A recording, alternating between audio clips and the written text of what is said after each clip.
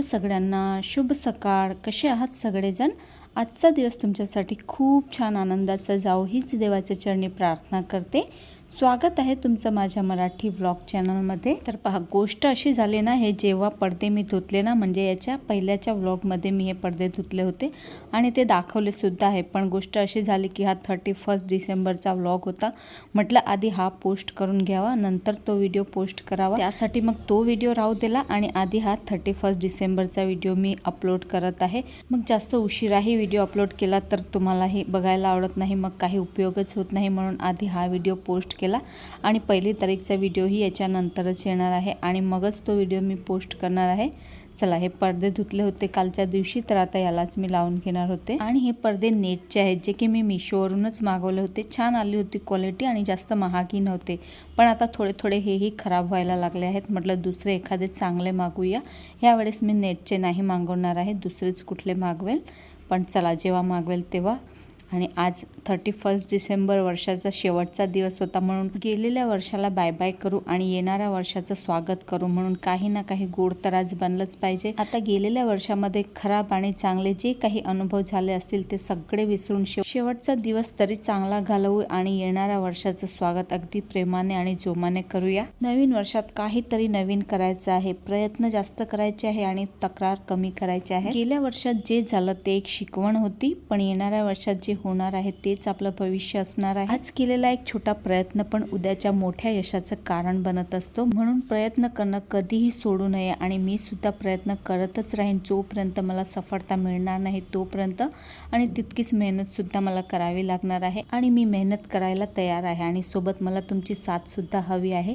ती जर असेल तर बरंच काही मी विचारून ठेवलेलं आहे, सगळं होईल आणि जी स्वप्न मी बघितली आहे येणाऱ्या वर्षासाठी ती सुद्धा पूर्ण होतील. बरीचशी अशी कामे आहेत जी मी बरेच वर्ष झाले विचार करून ठेवलेली आहेत, पण ती मला ह्या वर्षी पूर्ण करायची आहे. चला, बरीचशी बडबड केली तुमच्यासोबत आणि आता गाजर हे किसून झालेले आहे. हे फूड प्रोसेसर घेतल्याने हा एक फायदा होतो बरं का. घंटाभराची कामे अगदी कमी मिनिटामध्येच होऊन जातात, एवढा आपला वेळ वाचतो आणि कामंही अगदी पटापट होतात. तर एवढे 2 किलो गाजर अगदी 5 मिनिटामध्येच किसून गेलेले आहेत. आणि आता हलवा बनवायचा आहे, तर त्याआधी मी याचा सगळा रस काढून घेते. बघा, रस जर का नाही काढलं ना तर हलवा आपला पानचट लागायला लागतो. म्हणून मी सगळा रस काढून घेते. आणि पहा, हा रस फेकायचा अजिबात नाही. किती लाभदायक आहे तुम्हाला माहीतच आहे. गाजरचा रस तसा तर आपण रोज पिलाच पाहिजे, डोळ्यांसाठी खूप उपयोगी आहे. पण रोज तर आपण नाही पेत, पण जेव्हा हलवा केला तेव्हा असा रस निघतो तेव्हा मी पिऊनच घेते. आणि खूप छान टेस्टीसुद्धा लागतो बरं का. अगदी गोड असले ना गाजर तर रसही तितकाच गोड असतो. चला, आता हलवा बनवायला सुरुवात करूया. तर 3-4 चमचे मी तूप टाकलेलं आहे. तर मी अगदी माझ्या पद्धतीने हलवा बनवते आणि तसाच आम्हाला सगळ्यांना आवडतो. तो शिजवून वगैरे बनवला की त्याची टेस्ट एवढी काही चांगली लागत नाही, म्हणून मी तर नेहमी असाच बनवत असते. तुपामध्ये आता जेवढेही गाजर आपण किसलेले आहेत ना ते सगळे घालायचे आहे आणि याला 5-7 मिनटापर्यंत मस्त मिक्स करत राहायचं आहे. जोपर्यंत सगळे गाजरला तूप लागत नाही ना तोपर्यंत छान असं याला मिक्सला करून घ्यायचं आहे. आता पहा, तसं बघितलं तर या गाजरच्या हलवामध्ये तूप अगदी कमी टाकलं ना तरीही हलवा तितकाच टेस्टी बनतो. जास्त तूप टाकण्याचीही गरज पडत नाही, म्हणून मी फक्त 3-4 चमचे तूप टाकलेलं आहे एवढे 2 किलो गाजरसाठी. आणि आता 2 मी अमूल गोल्ड दुधाच्या पिशव्या घेतलेल्या आहेत तर त्या टाकणार आहेत. तसं तर दूध आपल्याला जास्त घालायचं असते, पण मी यामध्ये मावासुद्धा घालणार आहे, म्हणून मी दूध फक्त 2च थैल्या घेतलेल्या आहेत. आणि शेवटी हलव्यामध्ये मी एक सिक्रेट इन्ग्रेडियंटसुद्धा टाकलेलं आहे. तुम्ही नक्कीच व्हिडिओ शेवटपर्यंत बघा, तुम्हालाही कळेलच काय आहे ते सिक्रेट इन्ग्रेडियंट्स. दूध आटलं की नंतर आपण यामध्ये साखर घालूया. आता थोडा वेळ याला दूध आटू द्यायचं आहे.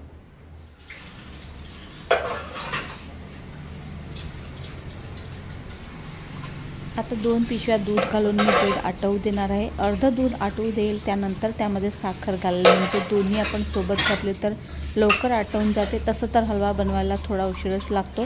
आता जरी गाजर किसायची मेहनत करावी लागणार नाही, पण भांडे तर निघणारच आहे आणि हे मोठे मोठे भांडे तर निघतातच. म्हटलं आधी हेही क्लीन करून घ्यावे, कारण नंतर मग ते प्लास्टिकचे असल्यामुळे फुटायचाही धाक असतो आणि क्लीन केलं की तेवढं एक कामसुद्धा कमी होते आणि सोबतच किचनही आवरावंच लागते बघा. आणि छोटं किचन असल्यामुळे सगळा पसारा किचनवरतीच असतो, म्हणून वारंवार मला ते किचन क्लीन करावंच लागतं आणि मला ते घाणेरडं किचन काही आवडत नाही, म्हणून मी वारंवार ते साफ करतच राहते. आता चला किचन क्लीन करून घेतलं आणि आज एकादशीसुद्धा आहे. वर्षाचा शेवटचा दिवस तर आहेच आणि सोबत एकादशीसुद्धा आहे, म्हणजे वर्षाची शेवटची एकादशी आणि उद्यापासून नवीन वर्ष सुरू होणार आहे, तर नवीन दिवसही लागतील. आणि आज साबुदाणा बनवायचा होता. माझा तर उपास असतो, घरात कुणाचा नसतो, पण आज सगळ्यांना साबुदाणा खायची इच्छा होती, म्हणून मग सगळ्यांसाठीच आज मी साबुदाणा भिजत घातलेला आहे. तसा घरामध्ये सगळ्यांनाच साबुदाणा खूप जास्त आवडतो. तर आज 31चं आमचं असं जेवण असणार आहे, साबुदाणा आणि गाजरचा हलवा. थोडासा भिजल्यानंतर यातलं थोडंसं एक्स्ट्राचं पाणी काढून घेऊ.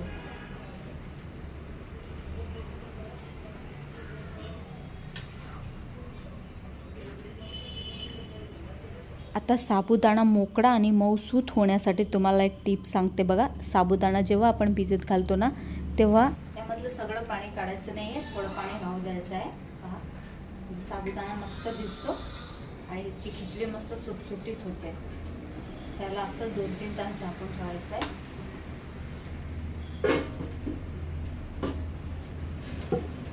साखर पण मी आत्ताच टाकून देते, म्हणजे जेवढं पाणी सुटायचं असेल तेवढं सुटून जाईल आणि मग दोघं सोबतच आटले जाते. तर आता एवढ्या हलवामध्ये मी 2.5 वाटी साखर घातली होती. आधी 2 वाटी साखर घातली आणि मग मला असं वाटलं की कमी होईल, म्हणून 4-5 चमचे मी आणखीन घातली आहे. तर एवढी साखर अगदी बरोबर झाली होती हलव्याला आणि खूप छान टेस्टी हलवा झाला होता. त्यामध्ये आपण मावासुद्धा घालणार आहोत ना, आणि मावाला थोडासा गोडवाही असतो. साखरचं जेवढं पाणी सुटायचं असेल तेवढं सुटेल आणि दूध आणि साखर सोबतच आटले जाईल, म्हणजे लवकर होईल आपला हलवा. लवकर तर होणार नाही, उशीर तर लागतोच हलवा व्हायला.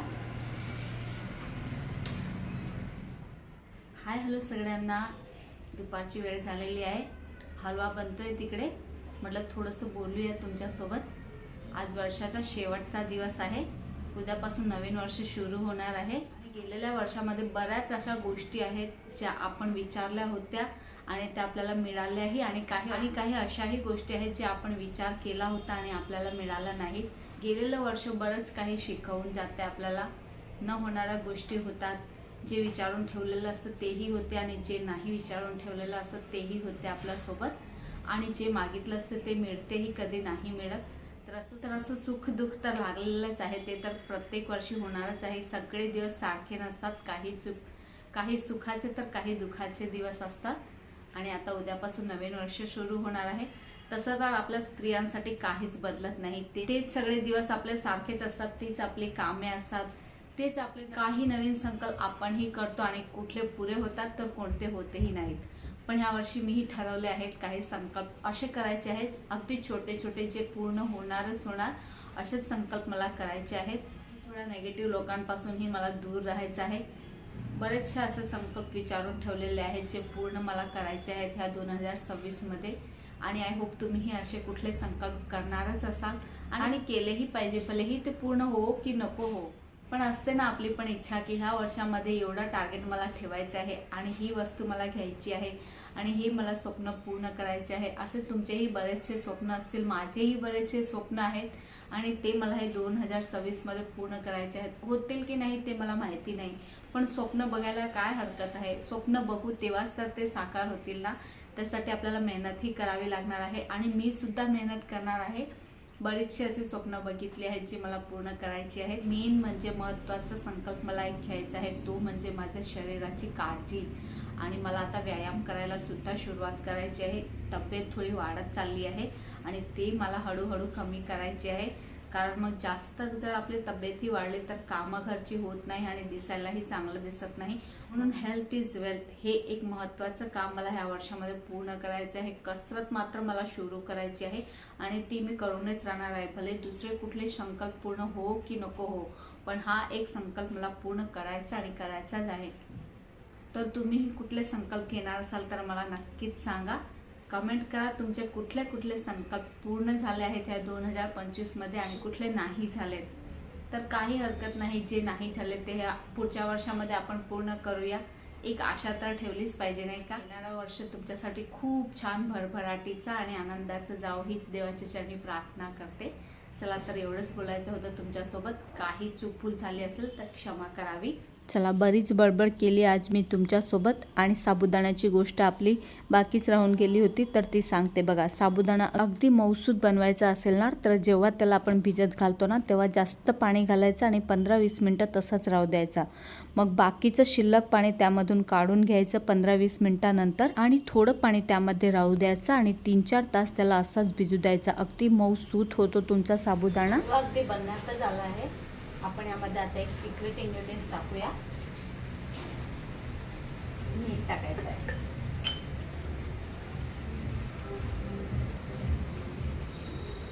अगदी थोडं एक चुटकी टाकायचं, जास्त नाही टाकायचं. मीठ टाकल्याने टेस्ट एकदम भन्नाट येते, अगदी बॅलन्स करते गोडला.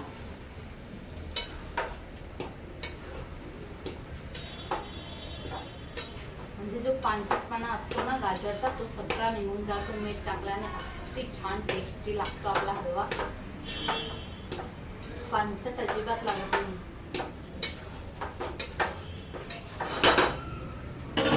अजून थोडंसं पाणी आहे याच्यामध्ये, अजून थोडं पाणी आटवू द्यायचं आहे म्हणजे अगदी कोरडा करायचा आहे.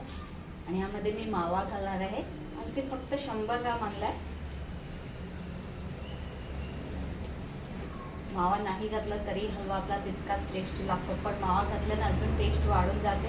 पहिल्यांदा बनवला होता तेव्हा मी मावा नव्हता घातला म्हणून आता ह्यावेळेस बनवते तर म्हटलं मावा घालूनच बनवूया.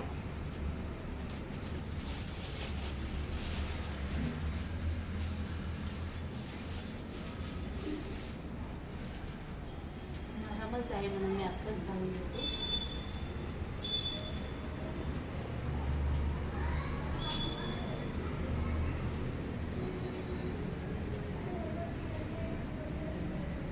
हलव्यामधून जेव्हा सगळं पाणी आटलं जाते ना तेव्हाच आपल्याला मावा घालायचा आहे आणि छान असं मिक्स करून घ्यायचं आहे आणि अगदी कोरडा होऊ द्यायचा आहे. आणि बघा मस्त आपला हलवा बनवून तयार झालेला आहे. आता तुम्हाला हवे तसे यामध्ये ड्रायफ्रूट घालू शकता. आता शक्यतो माझ्याकडचे सगळे ड्रायफ्रूट संपलेले आहेत, फक्त काजू पडले होते तर मी काजूच घातलेले आहे, तेही थोडेसेच होते. पण तरीही ड्रायफ्रूट न घालताही आपला हलवा तितकाच टेस्टी लागतो. आणि मस्त आजचा असाच बेत आहे आमचा वर्षाच्या शेवटच्या दिवशीचा साबुदाण्याची खिचडी आणि गाजरचा हलवा. तर पहा थोडासा साबुदाणा मी उरवून ठेवलेला आहे कारण याची मी खीर बनवणार आहे उद्याच्या दिवशी किंवा परवाच्या दिवशी. तर 2-3 दिवस फ्रीजमध्ये असाच आपला साबुदाणा चांगला टिकून राहतो. आणि आता इकडे साबुदाण्याची खिचडीही होत आहे. तर साबुदाण्याची खिचडीची रेसिपी काय शेअर करावी तीच आपण जशी नेहमी बनवतो तशीच आहे. तसा तर आज 31 डिसेंबर म्हणजे वर्षाच्या शेवटच्या दिवसाचा व्हिडिओ आहे, पण जो मी काल पोस्ट केला तो तुम्हाला शेवटच्या दिवशी मिळाला. तर एका क्रिएटरच्या लाईफमध्ये ज्या दिवशीचा व्हिडिओ त्या दिवशी शेअर करणं तर पॉसिबल नाही ना. चला असो, आजचा हा छोटासा व्लॉग मी इथेच थांबवते. अपेक्षा करते तुम्हाला आजचा व्हिडिओ आवडला असेल. व्हिडिओ आवडला असेल तर व्हिडिओला लाईक करा, शेअर करा आणि चॅनलला सुद्धा सबस्क्राईब करायला विसरू नका. भेटूया पुन्हा अशाच एका नवीन आणि इंटरेस्टिंग व्लॉगसोबत. तोपर्यंत स्वतःची काळजी घ्या. बाय.